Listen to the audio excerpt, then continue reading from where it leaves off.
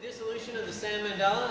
The monks here from Gaden Shartse have been working on this for 3 days and a couple hours. So they started Wednesday at 10 o'clock and they've manifested this beautiful sand mandala, and we're going to begin a ritual to dissolve that. And I'll give a little talk to explain the mandala, the purpose of this mandala, and then I'll explain the ceremony that's going to take place. But before we do that, we have to understand that there's always karma at play. In order to have a result, you need to have a cause. So there's a reason that we're able to bring a mandala here and have this manifest. And that's due to a lot of people like you. I mean, if there weren't people to observe a mandala, there'd be no reason for that. And there's people who had sponsored financially that helped make this possible. There's the art museum that's helped make it possible, and local organizers. And so we wanted to honor, first of all, the Seattle Asian Art Museum that made this incredible space possible for the mandala to become present. So if we could have Sarah come up. Sarah worked behind the scenes here and helped bring the mandala present. So on behalf of the Seattle Art Museum, we want to please give her a big round of applause.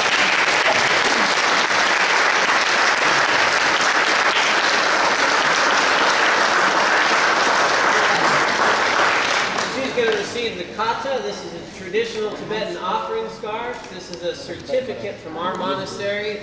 We're 6 of us here, but we represent 1,000. And so on behalf of the 1,000 monks of Gaden Shartse Monastery, we'd like to thank you. And this is a beautiful Tibetan door hanging. So this is what they use to hang over their doors to pick it up.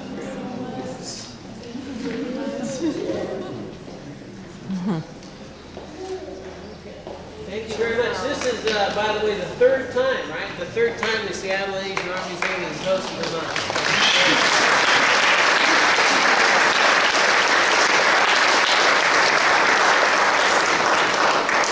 And the center that continually hosted the monks now, I think it's 10, is it 10 years or 10 times?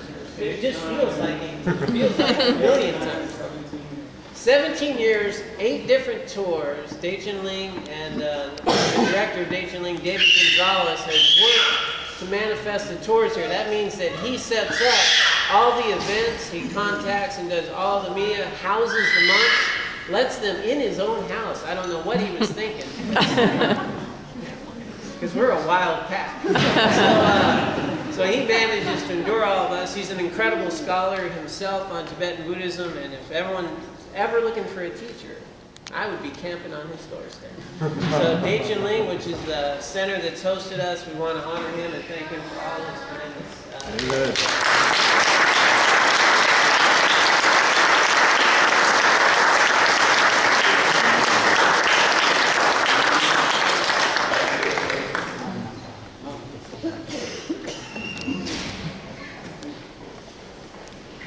Side note, he's one of the few Americans that is full command of Tibetan language and scholarly texts and Dharma language.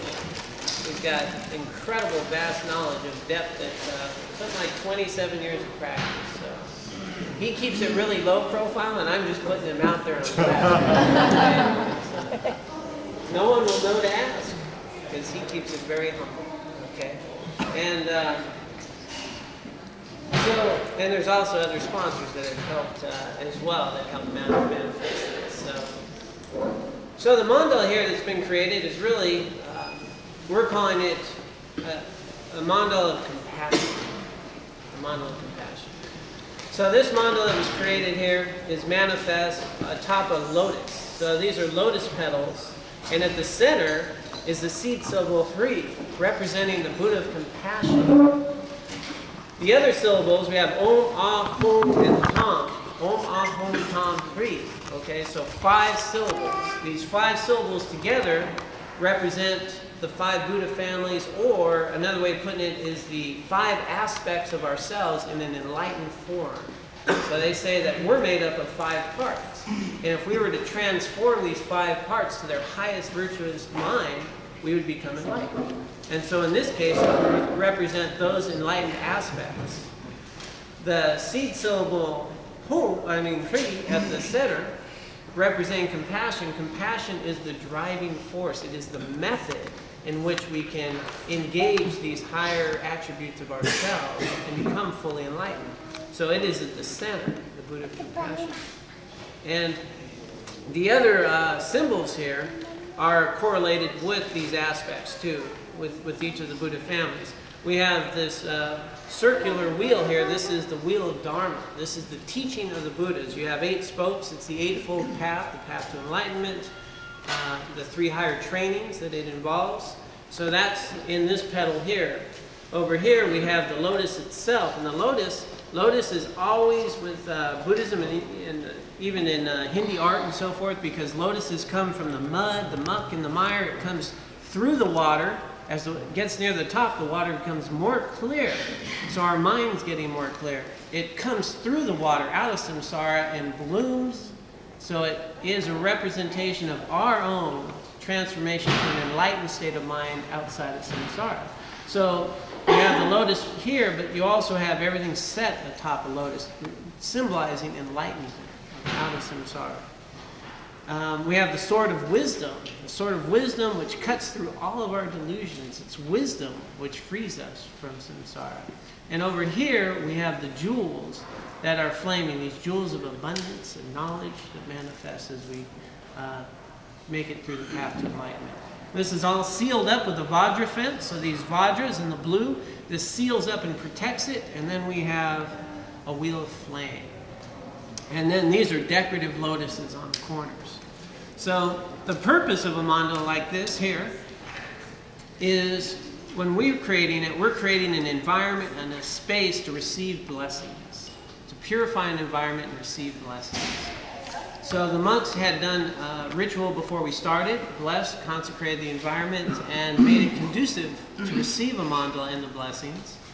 And over the last 3.2 days, manifested this mandala. Now that it's in complete form, we're going to do a ritual, and we're going to invite the enlightened deities to inhabit this mandala, to receive the blessings, and consecrate this. Then this will be ritually dissolved. So the Lama, he'll put a little sand in from the mandalas we have in India.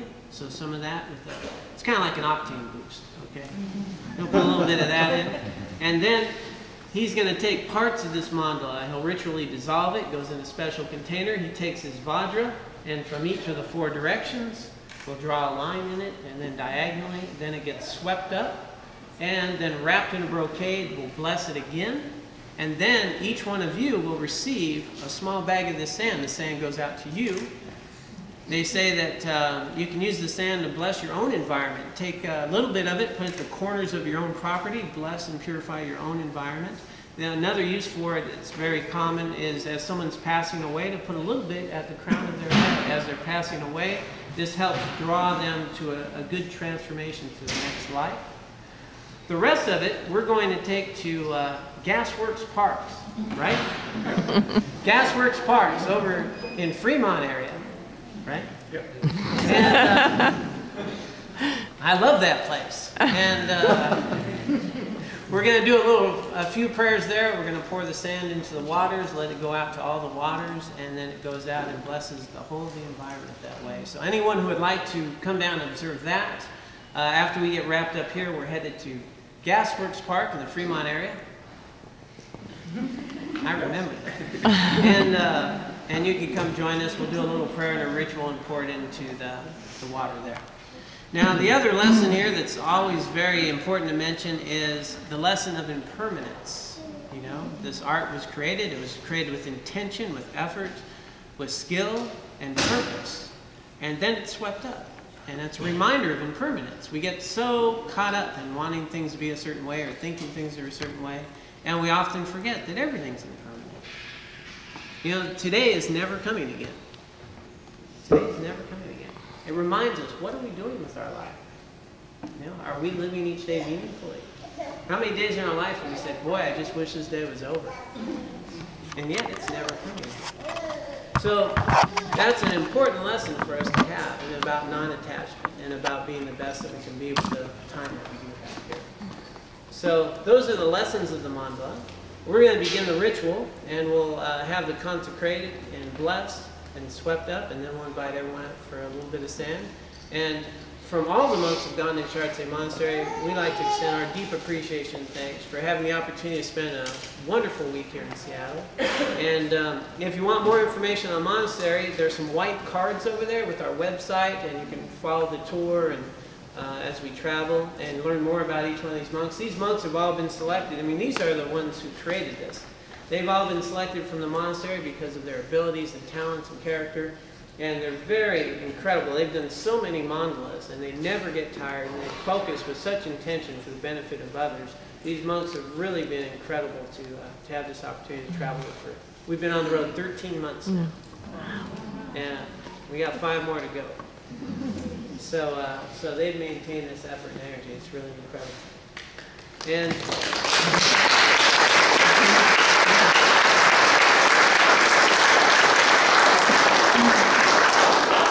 And there's also some cards there with Deichin Ling, which is the local center, and David Gonzalez, the director of that. So if you'd like to learn more about Buddhism or anything in the local area, I would recommend him as a teacher. Okay. Have I mentioned you enough yet? I'm chilling. So anyway, with that, we will begin the ritual, and thank you all.